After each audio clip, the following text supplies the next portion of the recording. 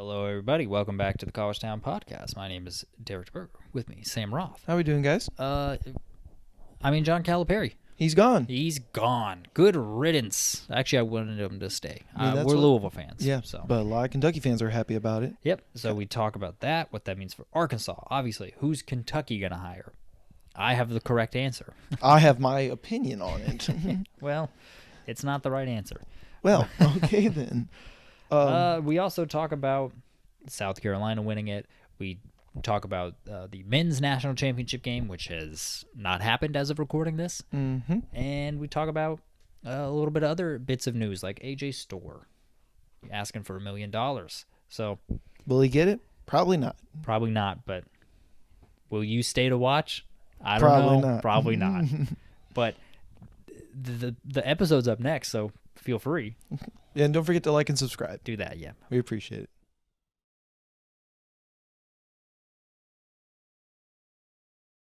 Well, it's official. The sky is falling in Lexington. Sure is. Yeah. Solar Actually, eclipse. Talk about timing on it. Yeah. It is. Do you think the original solar eclipse, or not the original, but you know what I mean, like early on? Yeah. Do you think people are like, that's it, the world's ending? Yeah, absolutely. Yeah. You know, Christopher Columbus used to do that, where he tricked the natives into. He's like, on this day, my God is going, because he knew the solar system and how it worked and everything, and the native people obviously didn't. He said, my God, if you don't give us this on this day, he will do this. And so, like, he used that to his advantage. Yeah. So I'm not even joking. Like, yeah. No, I know. You absolutely that would happen believe there was this one. Sorry for the history lesson. Everybody. Yeah, absolutely. We'll get to Calipari in a second, but yeah. There was this one guy who went to, I don't remember where the country was. It was either in South America or Africa. Mm-hmm. Two vastly different places, I'm aware. But he went there and, he basically tricked these people into thinking that he was a god. He, gave someone a gun that was loaded with gunpowder but didn't have a bullet in it. Mm. And he just had, a bullet in his sleeve. And he's like, shoot me! And they pulled the trigger and he was like, ugh! And then he pulled the bullet out and was like, I see? I'm immortal. And then they were like, I guess he's a god. This guy's our god now. That's crazy. Wow. But anyway, yeah, no. The sky is falling a little bit in Lexington. So speaking of a guy who thinks he's God, John Calipari. He's going to Little Rock. He's going. It's not Little Rock. It's Fayetteville. Is that where it is? Yeah. Oh, the more you know. Yeah. Actually, I don't know where Fayetteville is in relation to Little Rock, but he's going there. So yeah, he is gone and leaving. Yeah, John Calipari's going to Arkansas. That's a wild occurrence. It's the development started Friday. Deal was done by Sunday late night. Let's see. Yeah, I mean it's so no clue. But anyway, now we've gone from a history lesson to a geography lesson. So Cal is obviously leaving Kentucky. They are nowhere near each other, by the way. Okay, thanks for the info. I didn't know that either. It's fine. Okay. No, Cal. So do we think this is good for Arkansas? This definitely moves them into upper echelon of. It's good for Arkansas. I don't know if it's great for Arkansas. I mean, Musselman took him to a couple of Elite Eights. And a Sweet 16. So, I mean, he's... in 3 years in a row. Right. So, I mean, definitely great production there. Cal hasn't done that. But then also you've got to think... I think Kentucky fans are a little bit happy about this. I think for the most part, yeah. Because you get the best of both worlds in the sense of that you don't have to pay the buyout to get rid of him. An underachieving coach is gone, and you didn't have to pay for it. Right. Or sure, Arkansas is not paying you for it, but ultimately this is a $33 million swing. Mm-hmm. And so now all of a sudden they don't have Cal, but they're not as hamstrung as far as maybe they can go get Nate Oates. Maybe they can go after someone like TJ Otzelberger. Oh, most Otzelberger makes $1.5, $2 million Yeah, but his a year. buyout is $17 million. They could do it. Yeah, Nate Oates' buyout is $18 million. Oates just signed a new deal, I thought. That's with his new deal. His buyout's $18 million. I gotcha. It's very interesting on how this all happened because you can honestly say, like you said off camera before we started, that Pac-12, if the Pac-12 doesn't disband, Cal doesn't go to Arkansas. Yeah. Basically, because the Pac-12 imploded, everyone left, including Stanford and Cal, who went to the ACC. SMU rode their coattails to the ACC, and because they're going to a better basketball conference, they're like, we need a better coach. Even though Rob Lanier was doing, I thought, a good job. Decent enough job, yeah. Like, I don't know why they canned him. They wanted to be better in the ACC. So obviously, they brought in Andy Enfield, who then USC brought in Eric Muss, who Musselman left the vacancy that is now Cal was going to. Cal going to Arkansas. Yeah, so basically, you were telling me before is the Tyson family. Yes. Of Tyson chicken. Yeah. Yeah, that microwavable chicken. They were a huge factor in bringing Cal to Arkansas. Basically interjected that they were willing to put the money up for it. And also were also convincing of Cal to basically, this isn't confirmed, by the way. This is also speculation, but it's like, for the way people are saying it, they're like, I can't confirm that, but I have my sources, but I can't confirm that, basically. Yeah, so that's the non-denial denial. Right. So that's the non-confirmation. Right. They basically are willing to, quote, give a large sum of money towards NIL. Yeah. Which I think Cal was having issues with because of performance-wise and also wanting some of the football money that Stoops was getting in the feud between Cal and the fans, between Cal and... I don't know if he had Barnhart. I don't know if he had a good relationship with an AD or not. No, they hated each other. So I mean, he's getting out of Dodge from a fan base that didn't like him, currently recency, an AD that didn't like him, a football coach that didn't like him, and it seemed like he gets to restart and be in a world where he's appreciated again. Yeah, he's going to Arkansas, which is. It's interesting because I think most people would if there's any Arkansas fans watching this now, I'm curious what you think. But right. I think most people view Arkansas as a football school, even though they are a very, very proud and rabid basketball fan base. It is interesting because they don't necessarily have like the tradition or the history, but in recent years with Musselman, what are you talking about? They have great tradition. No, I'm not referring to that. I'm just talking about like as far as I can remember, I don't think of Arkansas as a basketball school, as you were saying, and so yeah, I don't think of it as a basketball school, but it's a very good basketball program. Yes, absolutely. They have a championship in the '90s. They've got a history of, especially like you said, recently of putting guys in the NBA. Right. Anthony Black, I believe, went there. Yeah. Yeah. A lot of people have gone there recently. It is interesting because, I mean, Cal's just going from the best job in the SEC to the second best job in the SEC, probably.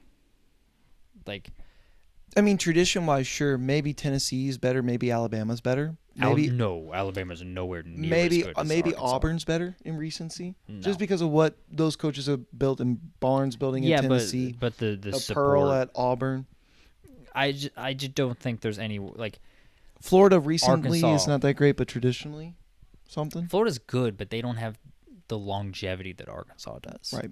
I would say definitely like in a conference that is definitely heavily dedicated towards football, it seems like Arkansas and Kentucky at least are focused on basketball to an extent. They have been. So obviously the big question is, before we get into Kentucky, the Kentucky side of it, do you think this is a good hire for Arkansas? Yeah, absolutely.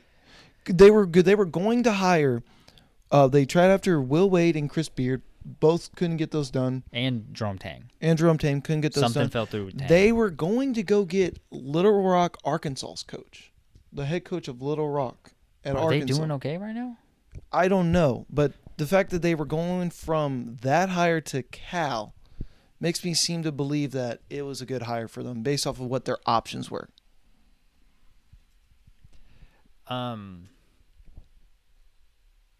Yeah, I mean, it's interesting. We talked about that a little bit. So they were the top seed in the Ohio Valley this year. They had a good season. They just lost to Morehead State, basically. But, I mean, that's besides the point at this point because it's not going to happen. Yeah, so it's interesting. It's interesting because we did talk about this like a couple of weeks ago, like this exact scenario. Andy Enfield to SMU, and then Muss to USC, and then the rumor was Chris Beard to Arkansas, and that was their target, and that ended up falling apart. And it's kind of funny because I did think like Chris Beard did have like a little bit of loyalty for Ole Miss just because of the lifeline that they gave him, more or less, to go to Ole Miss after everything that went down in Texas. I honestly don't think that's that big a deal. I think it is. He I stayed. Yeah, but All right, who on Kentucky's roster do you think stays? Because that is the one issue with Cal. Walk-ons. Right. I think that's the issue with Cal is that year in and year out, you're going to have a talented team. That is the one thing that you can guarantee with Cal is that there will be talent on the team. There's no question about that. The problem is that once Cal leaves, as we're seeing now, is he going to take the talent with him? Like, what happens to the recruiting class next year? They're gone. I think it's interesting to see how many of them go, because I think a lot of them are committed there because of Cal, but I think it's still Kentucky. It is. It absolutely is still Kentucky. It's not like there's this, crazy talented recruiter that's been getting people to go to Vandy. I mean, like, how many of those guys actually stay? Like, the only one I could maybe think that would stay, and it's a pipe dream, is Reed Shepherd, just because both his parents went there. No. And, I mean, he's projected lottery pick right now. He's projected, like, top 10, top 5 some places. I don't know about top 5, but some people are projecting. Oh, yeah, absolutely. He's definitely projected a first-round pick this year. And does he want to go or does he not go? It's a bit of a weak draft class. It is definitely a weak draft class this year. What all the scouts are saying. I'm not a right. scout. But I mean, like, pretend to be. Yeah. I don't think. I think Kentucky is in for a big overhauling of their roster, because I think whoever's going to come in, I think there's going to be a lot of people that just leave. Yeah.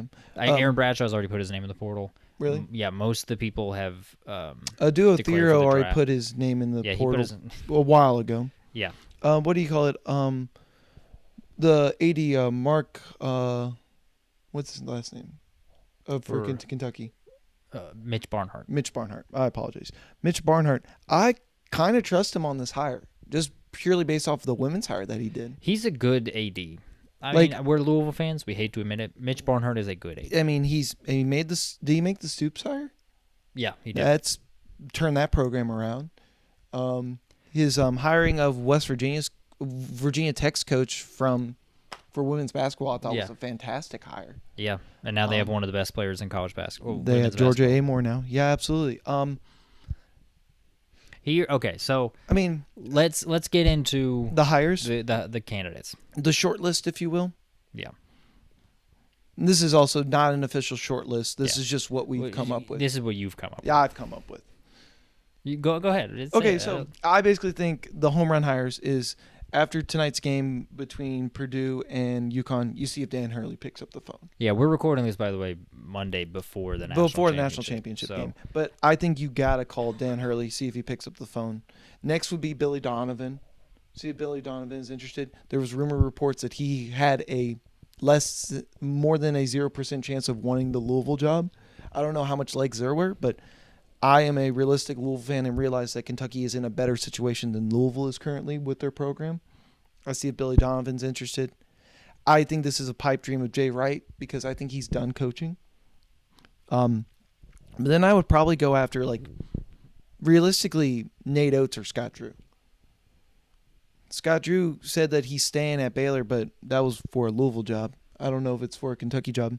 And then Nate Oates just went to a Final Four and is probably the next hot up-and-coming coach in this era. Those are my home run hires, more or less.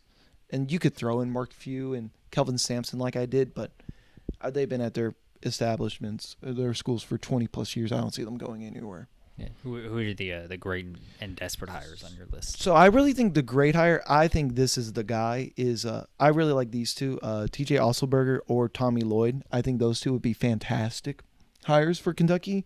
I think those are more names that Kentucky fans may not be necessarily name associated with or well known about, but Tommy Lloyd has gone to 3 straight Sweet 16s. This year he went to an Elite 8. They lost to Sweet 16 to Clemson. but he has 2 Sweet 16s and an Elite 8 in his 3 years under Arizona. He knows how to recruit. He can coach. Have they been in the Elite Eight? Yeah, not this year, but last year they were. Last year they lost in the first round to Princeton. I swear, I thought they've been. You keep going on the hires. I'll look it up. But more or less, I really like those 2 hires. Then like the other ones that are realistic in my opinion are like Shaka Smart of Marquette and then Bruce Pearl of Auburn. I don't know how much Kentucky fans would like Bruce Pearl just because of resentment, maybe. Around 64, two Sweet 16s. Yeah, my they bad. made it the Sweet 16 twice, and that's it. Right, but tied for second in the Pac-12 and won 2 first rounds. Won 2 Pac-12s.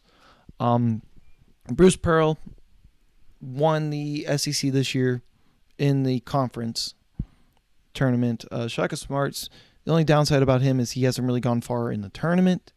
And then there's the desperate. We went to a Final Four. Right. And then I feel like there's the desperate hires. I kind of threw Brad Underwood here because I feel like Brad Underwood would 1,000% take the job over any of these guys.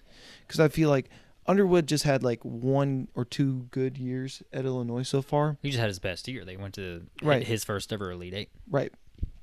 And like, would he be willing to jump? Sean Miller, really good coach in my opinion. Had a really bad year due to injuries with Xavier. Is back at Xavier from being at Arizona with the issues that he had at Arizona with the violations.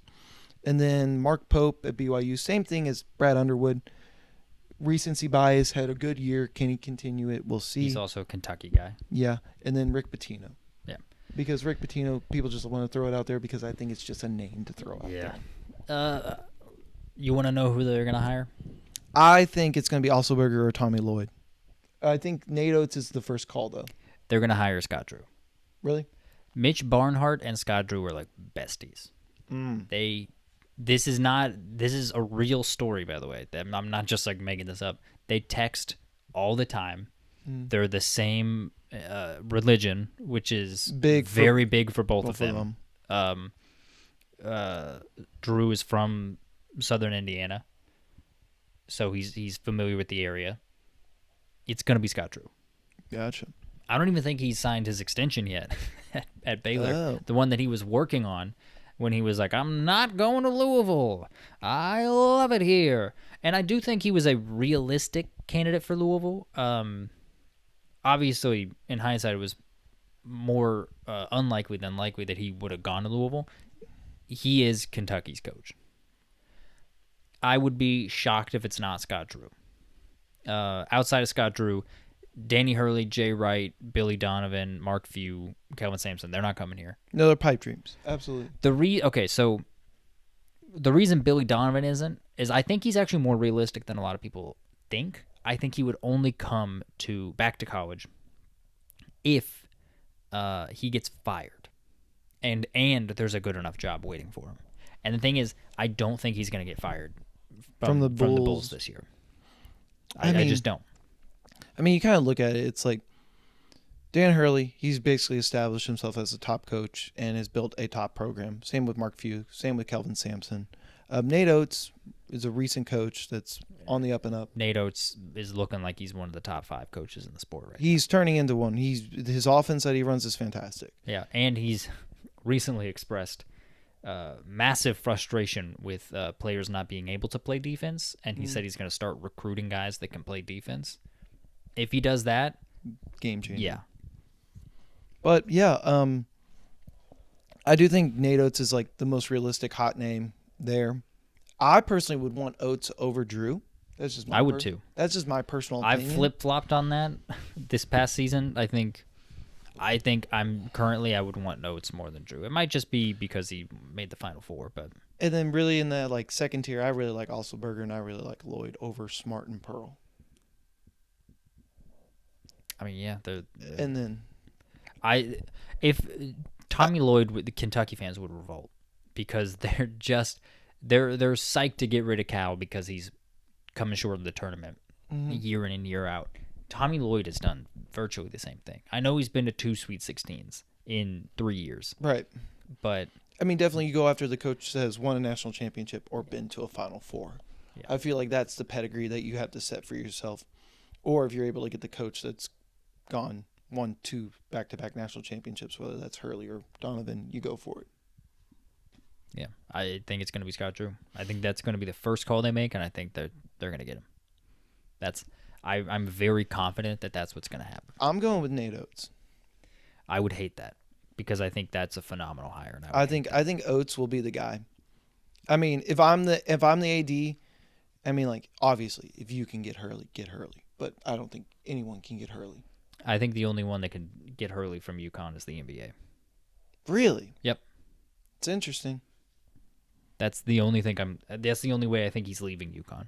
No, if an NBA job comes calling. Hurley just becomes the new Coach K. He coaches the U.S. team. That's what he does. If the Brooklyn Nets this offseason go after Dan Hurley, yeah, I think I could see him leaving. That'd be wild. But yeah.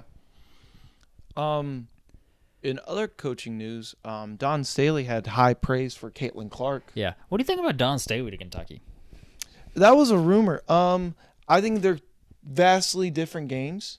I don't think the games translate per se because one is played below the rim and one is played to an extent above the rim in some aspects. I think on some X's and O plays they definitely translate to both sports, but I do think it's just different.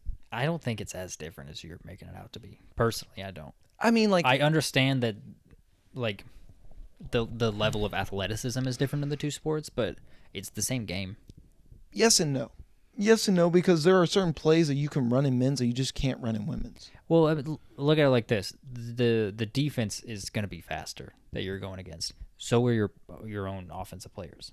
Well, no, absolutely. I'm not saying that. What I'm saying is, like, there is a difference, and so, like, also I think, like, why would Dawn? Also, she's an ambassador for the game too. I don't think she would ever leave the game like that. I will say.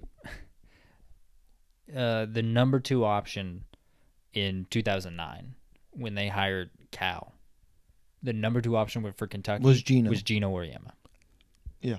So I really would love to see a high level women's coach transition to the men's game, just to because I think they could do it. I don't think there's any question about that. I just think it's a high level thing. So it's like, I mean, if you've established yourself as a dynasty in your sport and you're one of the best and greatest, why leave that for a new challenge like that? Whereas there's immense pressure and everything. It depends on the coach. Some people want that challenge. Some people don't want to be stagnant. I mean, I don't think it's stagnant to try to prove year in and year out that you're the best. For some people, it is. I mean, it just depends on the person. Yeah. There's a reason that Auriemma was willing to take the Kentucky job. Oh yeah. I've heard him say in interviews that he's always wanted to prove he can do it in the men's level, which I think he can. Like, I don't think there's any reason why these women coaches couldn't do it. I'm not saying they couldn't do it at all. I'm just saying everything as far as, like, Dawn Staley is around that. I do think, and I'm saying this, I do think part of it is because she's a woman. Like, not that I wouldn't necessarily make the hire, but it's also... you're saying why she won't get hired. Right. Also, I think the amount of criticism that will fall on to an AD, because if it doesn't work out, the amount of backlash that might receive, you know?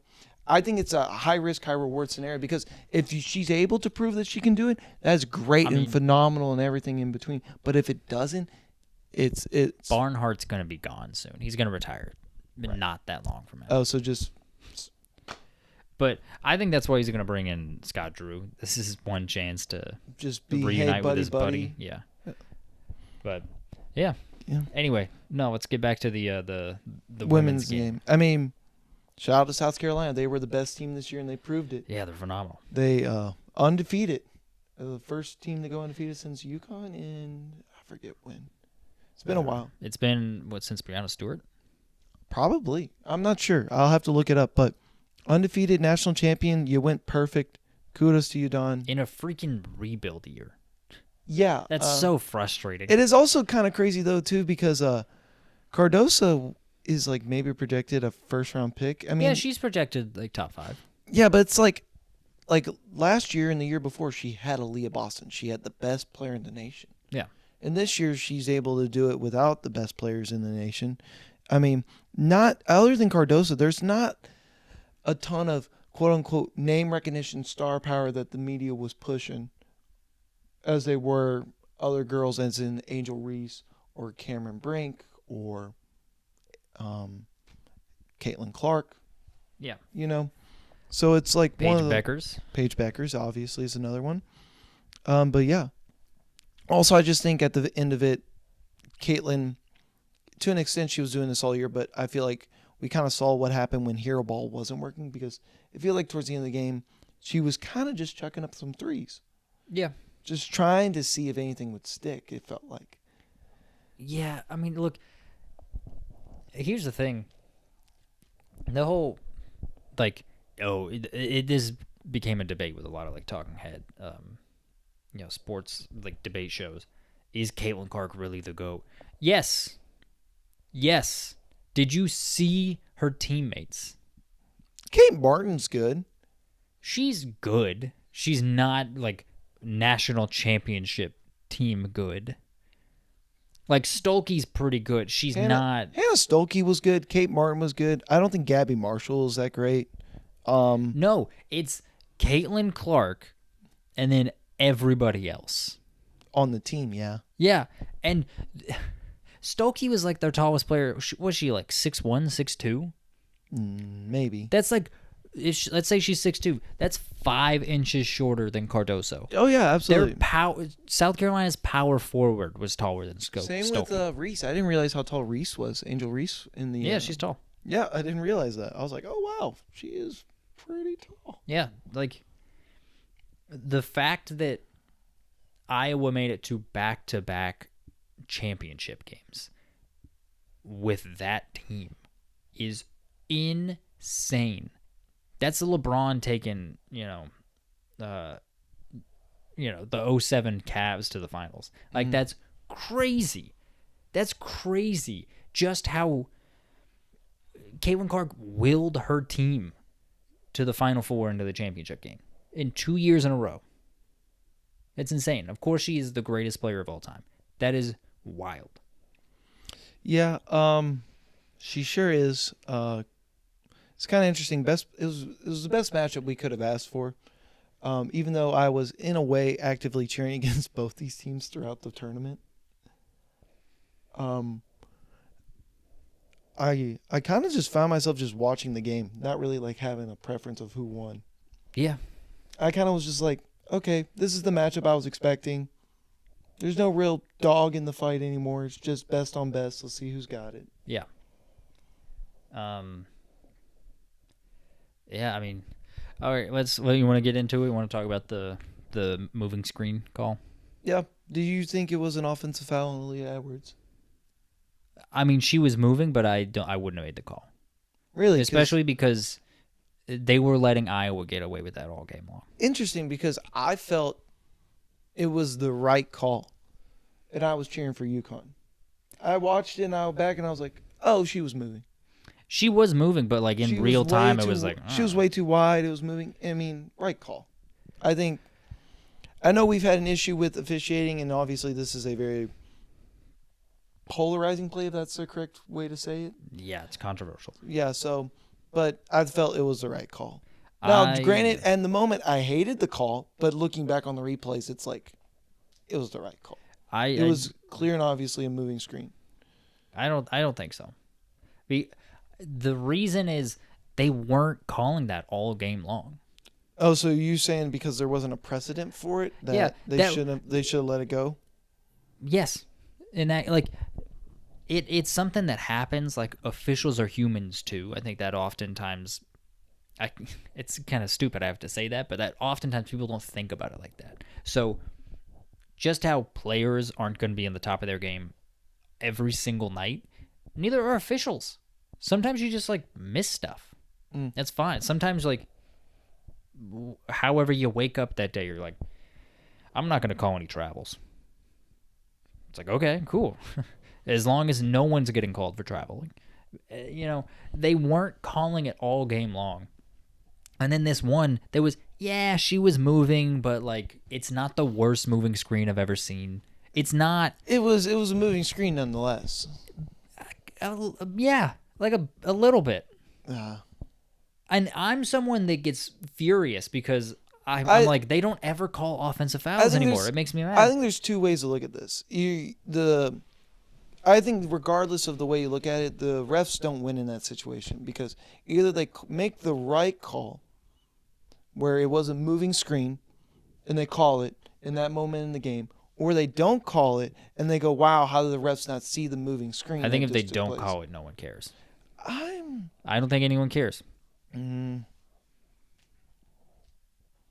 Well, Paige Beckers had her thoughts and opinions on it. She said, quote, everyone can make a big deal of that one single play, but not one single play wins a basketball game or loses a basketball game.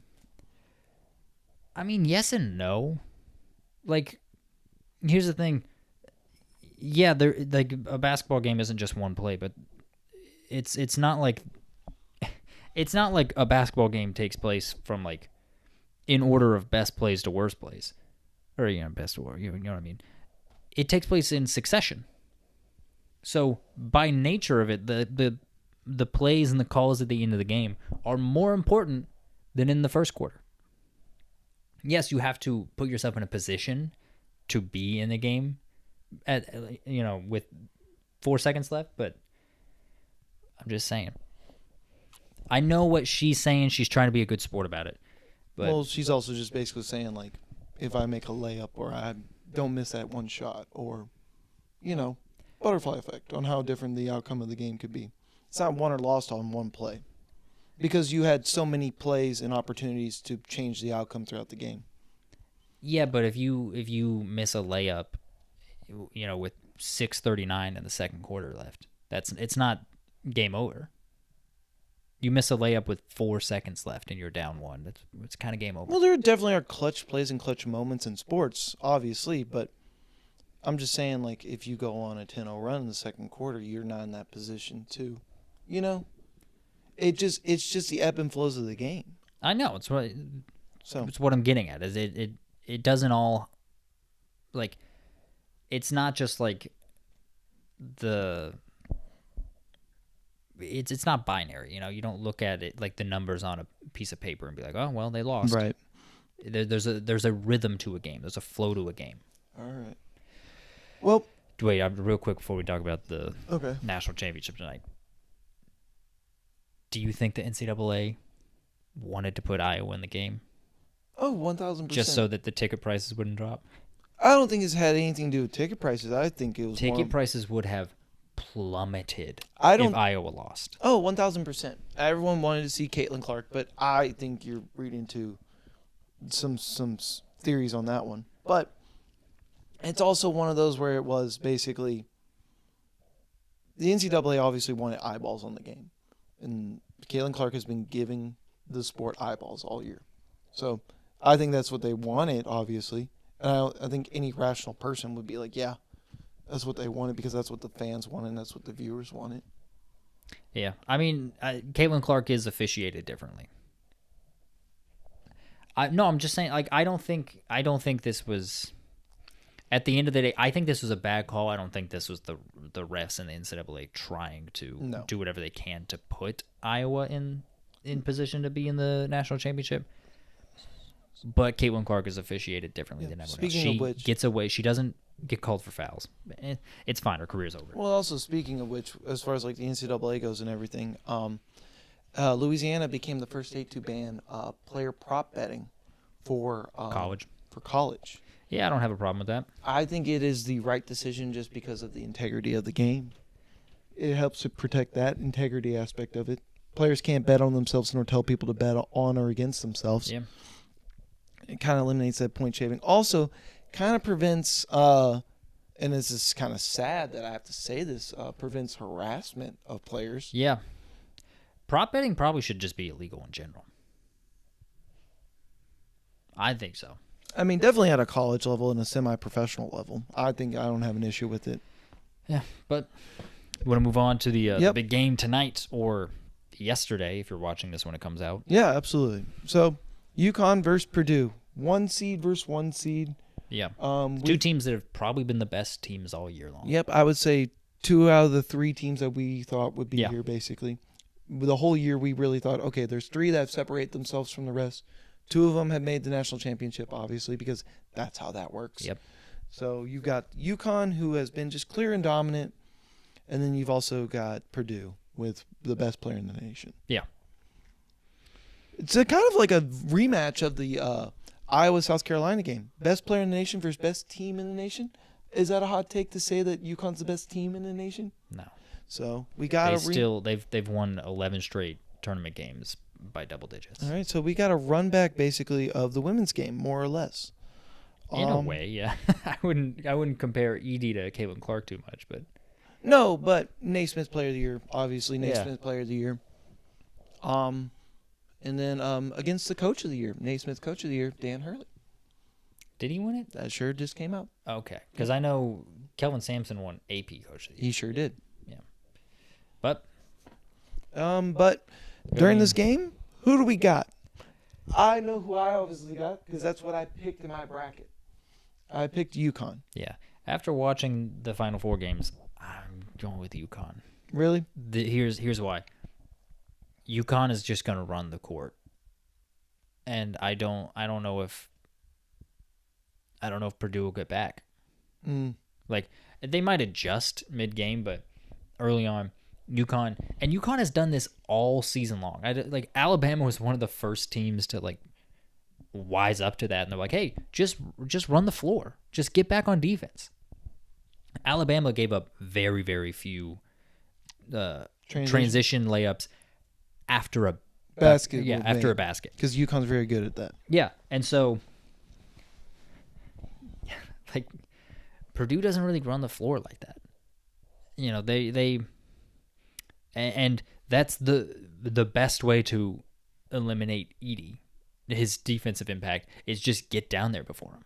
Yeah. And so I think that's going to happen a lot early on.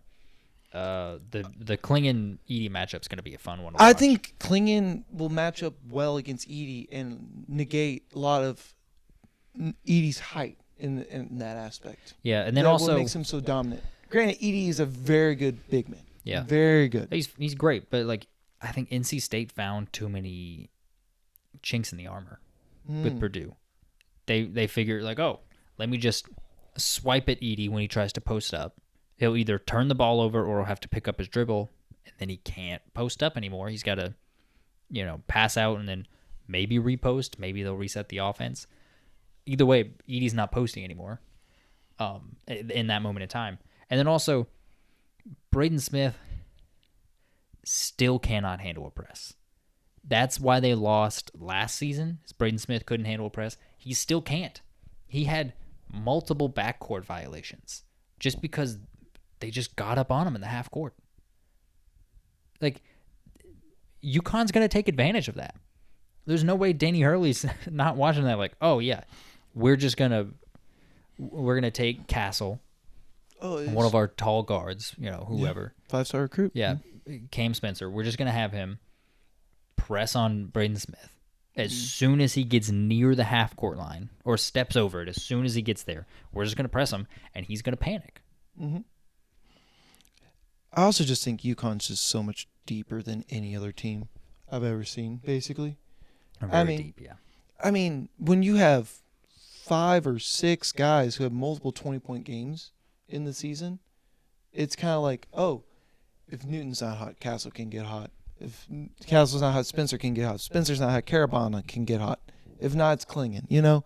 Like the Final Four game, it was Castle. They were like, okay, it's your game. Go. And they realize that and recognize that. And whoever has a hot hand, that's who they give the ball to. It's very good coaching. Yeah, well, they have the ability to do that. And also the offense is very complex. Oh, yeah. It's a fantastic offense. It's a lot of movement. Yeah. I'll be interested to see if because Purdue plays so much slower than the tempo. Yeah, so much slower. So it'll be interesting to see how that works out. Who wins out there, because it's so much easier to slow down a game than it is to speed it up. Yeah, absolutely. What do you think about the takes that Zach Edey had about being an international player and being on a student visa so he can't receive NIL money? Oh, I agree with him 100%. Really? Yeah, it's stupid. Is it, though? Yes.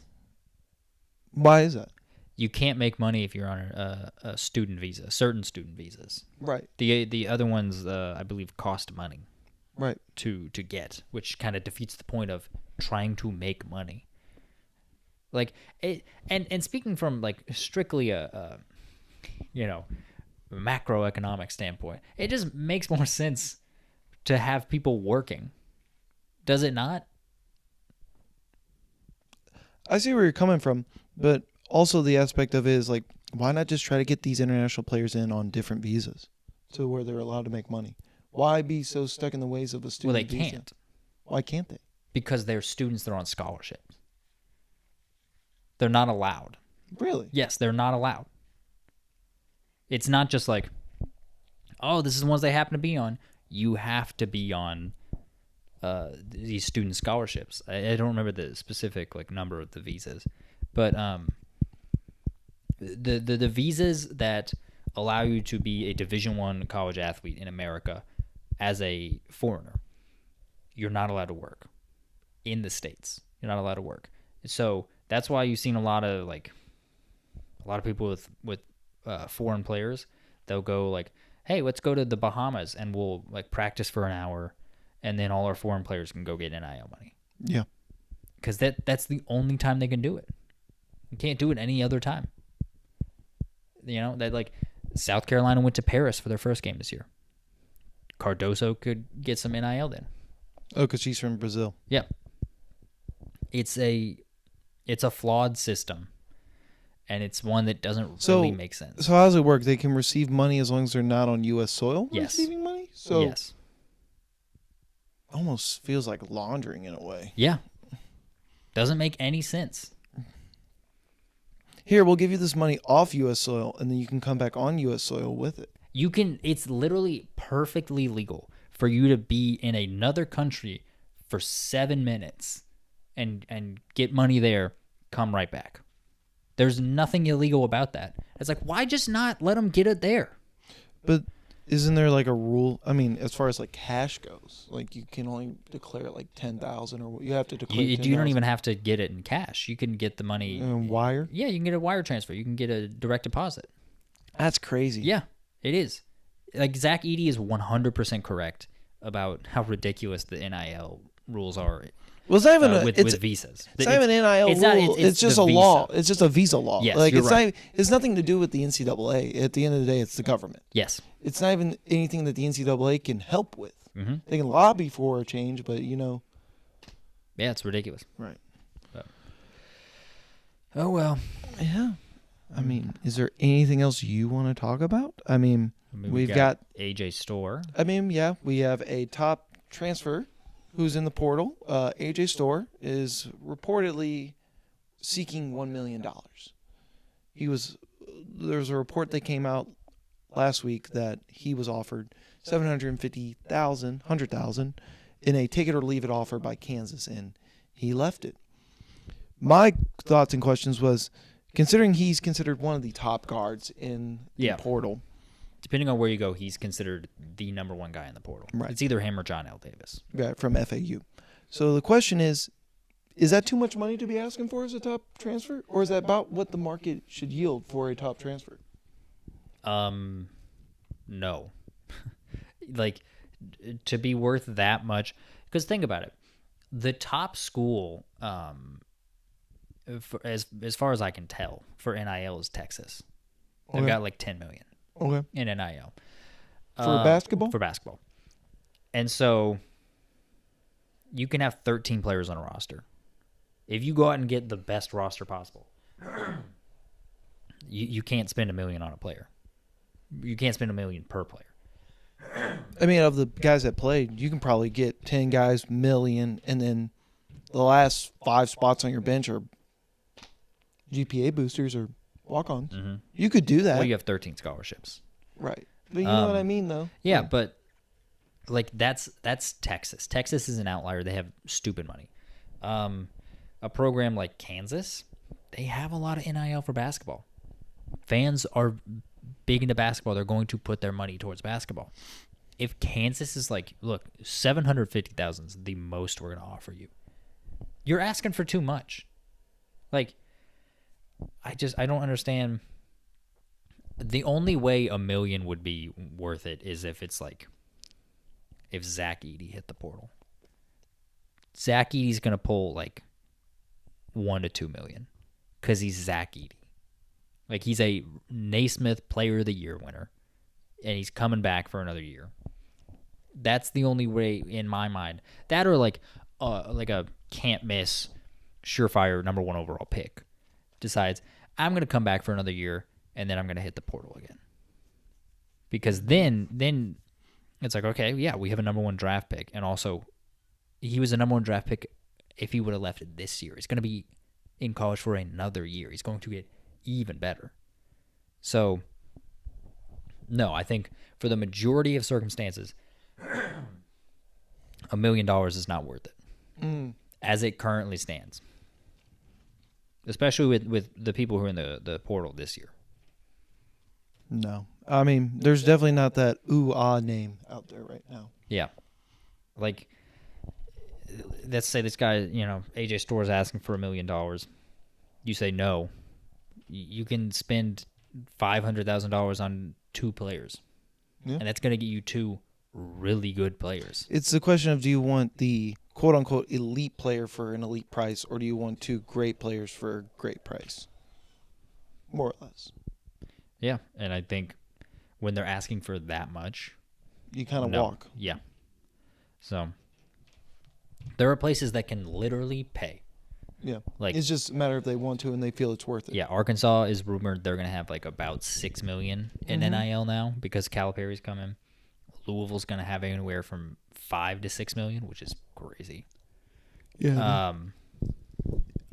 It does beg the question though on are you basically not just a football coach, well, that too, but are you just not a coach anymore? You're also a GM for your program as well. Because you basically got to construct these rosters in a way of a contract as well. You have to work within a budget now. Yeah. I think a lot of programs, I think the smart programs are implementing a GM position in their basketball. Like a personnel person. Yes. I think it's a great idea. Like, how do you quantify and value a number to a player now? Like, it's so new. Like, I feel like with other sports, it's like there's baselines to go off of precedents to set. We're still kind of in the wild, wild west of NIL when it first came out. I feel like now there's starting to become a more modernized like idea of like, okay, this is what the top guys get, this is what the mid tier get, and the low tier guys get, Mm-hmm. But it's like, how do you even quantify and try to see where your numbers are compared to another school, Yeah. And I feel like it's a very difficult thing to do. I think the numbers we're hearing now are far more realistic than they were before. Oh, 1,000%. Like, I mean, $1 million for one of the best players in the sport. I mean, AJ Storm, I think, wasn't a draft pick. There's a reason why he's coming back to school. This is going to be his junior year, I think. Right. And so that's what a good, I mean, I wouldn't even call him elite. I mean, just a good player. He's a good player, yeah. He would help out, if he went to Kansas, he would help out Kansas tremendously. He could start in most lineups. Yeah. In the majority. Yeah, there'd be hard-pressed to see a team he wouldn't start on. Right. And so, like, that's what he's warranted and values himself at. But, like... The problem is something's worth what you're willing to pay for it. Oh, absolutely. If schools are not willing to give you $1 million, you're not worth $1 million, right, unfortunately. Unfortunately. Anyway. Yeah. I mean... That's pretty much anything else? You want to look up the transfer portal, see how it's going on, or you think we're good? I mean, we can look it up, but I don't think there's anything drastically I haven't heard anything crazy either. But. I will look and see. I kind of want to see if anything's changed from the time that we have talked for Kentucky, if any players have officially entered. Yeah, I mean, the only thing I know is Aaron. No, I think it's just Aaron Bradshaw. Yeah, just Bradshaw and a duo Theros right now. Bradshaw, I personally feel like his game translates to the NBA. It's just a matter of him being able to find it. I agree completely. He's incredibly athletic. It was a very underwhelming year for him, but no, not really. I don't really have too much All right. Well, Yeah. I guess that's it for us. By the time this comes out, you will know who the national championship is. We will begin talking about college baseball. Absolutely. So as we head towards the Omaha shortly. And in a couple months. Absolutely. All right. See you guys in the next one. Yes. Bye-bye.